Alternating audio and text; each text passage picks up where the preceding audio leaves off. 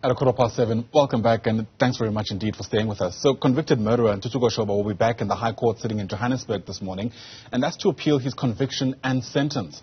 Shoba was found guilty and sentenced earlier this year for the murder of his 8-month pregnant girlfriend, Tshegofatso Pule.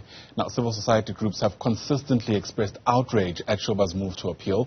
They say justice needs to be served in its entirety for gender-based violence-related crimes. Let's get your reaction to this now. Bring in Soul City Institute CEO, that's Phinah, Kodisang, who joins us via our video link this morning. It's great to have you on the program. Thank you so much indeed for making time to chat to us.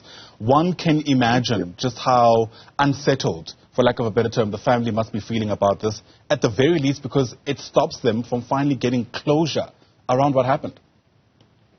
And it's not only about her family, it's about all of us. Because what is this sending, what message, is this sending to us, people who are violated? It tells us that when our rights are taken away, when we no longer have a right to appeal because we are no longer there, we are murdered, people can continue living their lives and even enjoying their rights while they've taken away our rights. So, this is very unsettling, as you say.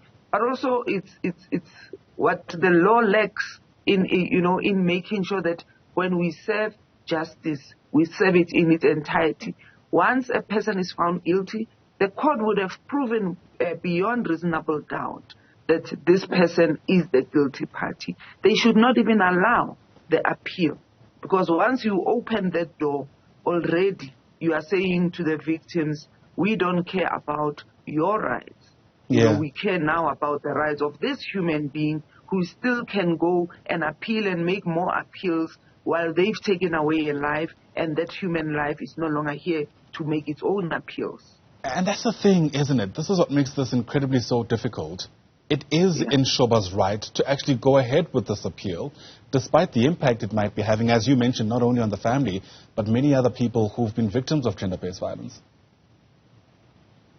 Yeah, so the limitation of a constitution is that everybody has rights, even criminals, even perpetrators of violence have rights, and that is so unfortunate. I suppose from then the question becomes ways through which the Constitution can still be respected and upheld, because we all benefit from that, but also ensuring that there isn't this kind of secondary victimization that happens for many people who would have hoped that once that sentence was delivered, this chapter, this nightmare really, in some ways or the other, can be behind them. How do we get that balance right? I think it's also noting privileges that people had. Certain members of society, depending on resources they have privileges that other people don't have.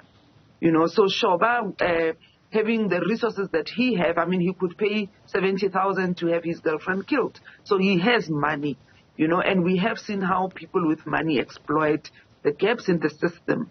We need to really tighten the systems and make sure that we don't allow certain individuals to abuse those privileges that they have. Because not everybody has those privileges. So we must note our privileges, and we must know when, they are being abused and they are abusing the systems that are supposed to protect all of us and that are supposed to ensure all of us are protected, enjoy our rights, and really have these freedoms that are in the Constitution. He's fighting for his freedom right now, but he has taken away somebody's freedom. So the law, must really look at that. And I think as civil society, we really need to look into how we hold the justice system accountable for those gaps that exist in the law and in the Constitution. Because, like you say, we don't want to take away what it offers all of us, but also there must be a balance between what then it offers to those that have been found, guilty.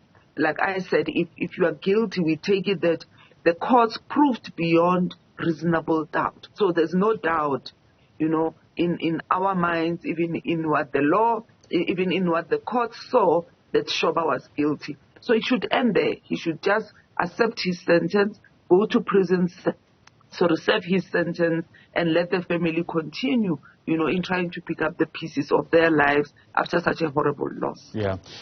What you're touching on is a criticism in this country that's been long-standing. This idea that justice is only meted out to those who have the resources, for instance, to go through the legal wrangling that's likely to follow if he is, in fact, granted this leave to appeal, Ntuthuko Shoba. There's going to be a lot of effort, I imagine, to try and assist the family to be able to withstand the coming days or weeks, or it might even be years of this back and forth in court. How important is it to ensure that the family itself at least has that kind of support to go through this process, lest they feel that the justice system has failed them if, in fact, this appeal process doesn't go their way? They really need the support, even the mental health support, because it's emotionally draining, to have to go through the same thing and relive the trauma over and over and over again. Because what this does is, instead of closing the chapter and allowing them to start their healing process, they remain traumatized, emotionally drained every day, seeing Shoba in court, hearing things, hearing how he defends himself, how he nullifies what has happened. So they really need the support, and I would say even the emotional, psychosocial support must be offered to the family throughout the whole process and even beyond. Absolutely. Phinah Kodisang, thanks very much indeed for helping us think through these issues. It's a story we're watching quite closely. Phinah is the CEO of the Soul City Institute. Once again, thanks very much indeed for your time.